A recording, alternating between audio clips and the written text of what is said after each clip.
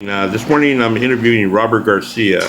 Robert Garcia is a lifelong friend and family member, and he has Graves' disease, and he's going to tell you a little story about himself. Go ahead, Robert. Well, it all started back a while back. I was with my family doctor trying to find out why I was having mood swings and stuff like that, and told me that my thyroid was low.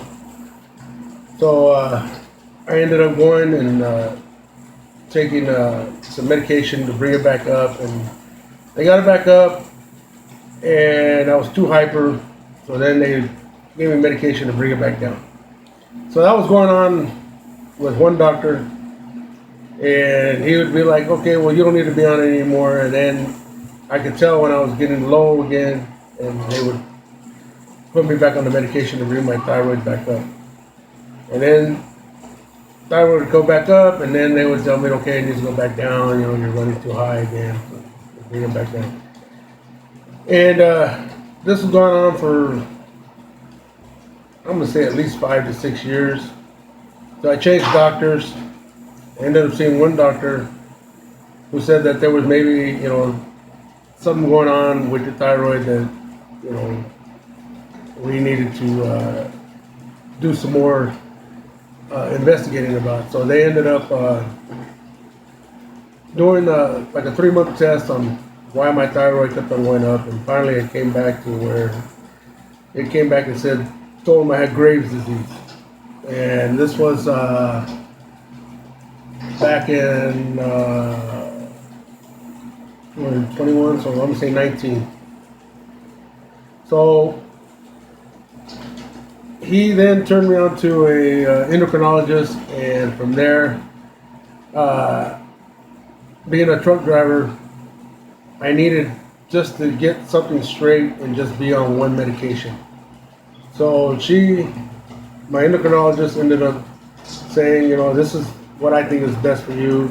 You take a nuclear medication, and that will effectively dry out your thyroid, and then we'll just bring you back up to where you need to be.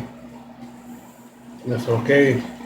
I go, what does that entail? And she says, well, you're going to take a pill, and then you're going to be nuclear for about 10 days. You can't be around anybody. And so I said, okay, I'm willing to do anything I can so that I can get back to work. And that was my main focus, was to get back to work, and took the time off from work.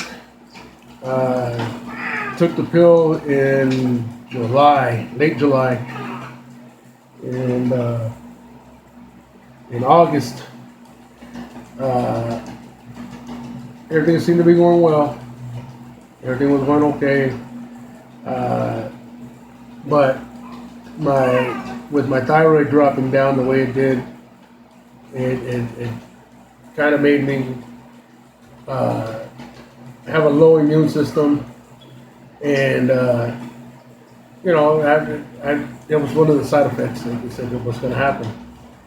So I figured I was going to be out of work for at least 2-3 weeks, but it turned out I was going to be out from, she told me you're going to be out for at least 2 to 3 months until you're ready to go. And I was fine with that. I had the time at work, so they ended up, getting into August, September.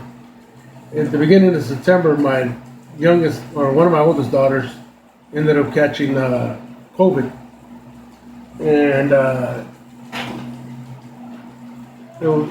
she ended up giving it to my wife, and Taylor, my wife, gave it to me. So we had to separate and do another 2 weeks of just my daughter in one room, my wife in one room, me in one room. And our other 2 daughters, they just stayed away from us. It ended up, everything was fine. I was getting better. COVID didn't hit us that hard. And it turns out that with the thyroid the way it was, and the medication that I had taken, that medication had mixed with the COVID, and it gave me the flu or whatever, and the medication reactivated and went after my eyes. And when it went after my eyes, it basically accelerated everything that you get with thyroid eye disease. So my left eye was bulging out, my right eye was starting to bulge out. In late December, I had the first surgery on my right eye, or the left eye, I'm sorry. I had it on the left eye. And in that span, it ended up, they had to basically go in and chip apart the bone structure around my eye and reset the eye. And so when they did that, you know, everything was going fine or whatever. And then they did the right eye in January, and you know, because of that, now I've lost a lot of vision. You know, I have double vision now. I do have 20/30 vision in both eyes, but they don't sync up together. So if I'm looking straight, my left eye is looking cross-eyed, and that's basically how the whole story, I guess, right there. You know, I don't know. I know I was told that it can be fixed, but to become a driver, to be a truck driver again, that's not going to happen. I'm hoping that I can just be able to drive my own vehicle again. So that's the plan. I think that's basically about it. Anything else you want to know? Well, the first I could think of is you have a good outlook. You try to stay positive. How do you stay so positive with everything that's gone on for the last 2 years? Well, it's a fight every day, because there's times when you don't want to wake up. You just want to lay in bed, and you always say, "Why me?" And I instead of saying the motto "Why me," I say "Why not me?" I'm not saying that I can handle everything that comes at me, but what I'm saying is that I think I have a level head on my shoulder to where, I can fight this, and I can try and become a better person from it, but knowing that it's taken away my livelihood, the fact that, being a strong Hispanic male, we're built different, we're macho, we're guys that, put the whole family on our shoulders, and we carry them. And when I sit at home and my wife and family go to work, and I'm the only one here, it kind of, sits in your mind and makes your mind race. Other things start happening. You start,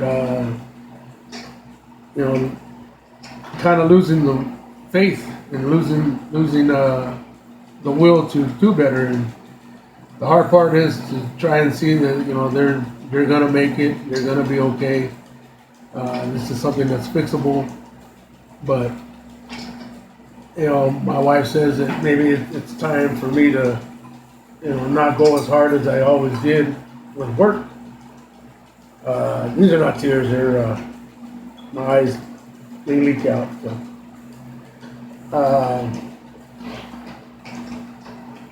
Try to keep my faith is one thing. Being around family and friends, through the times right now, COVID and all that, it's hard to, you choosing who you're going to be around, because, you don't know who's been around who or whatever. You don't want to get sick again with that.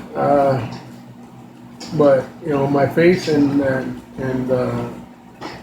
my family and the structure I have around me are what keep me going.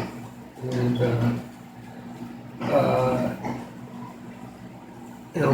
my dad passed away at 62, and I don't want to be.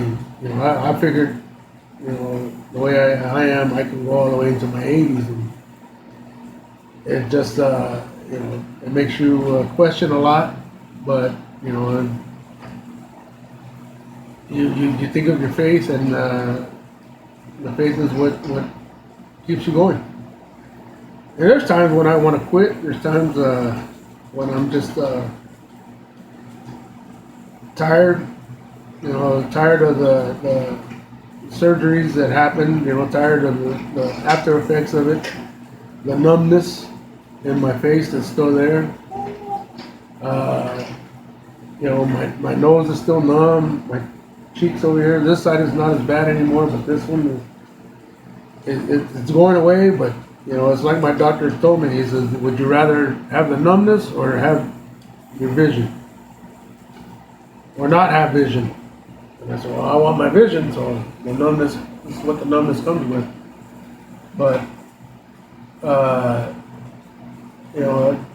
having a granddaughter now, makes it a lot easier for me to focus on getting up every morning, trying to get 8 hours of sleep. The hard part for me now is to try and get out and exercise.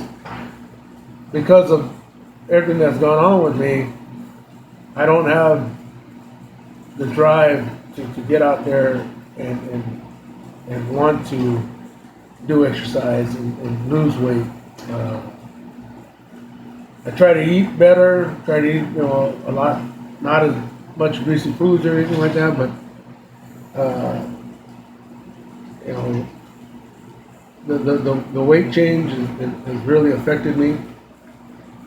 I don't, I can do it for myself, but it's just, sometimes it's getting older, your hips hurt, your knees hurt, your arms hurt, and not being able to do the physical stuff that I used to do, that is a big moment in my life, because I was always physical. I was able to do the work that anybody could do, doing things faster and better than everybody else. And now I can't, I can do a few things, but with the vision the way it is, and my strength of that I have inside, it's just kind of all gone. I need to build it back up, and it's hard to do when you're dealing with the vision, and you're dealing with not having the inner strength to do all that.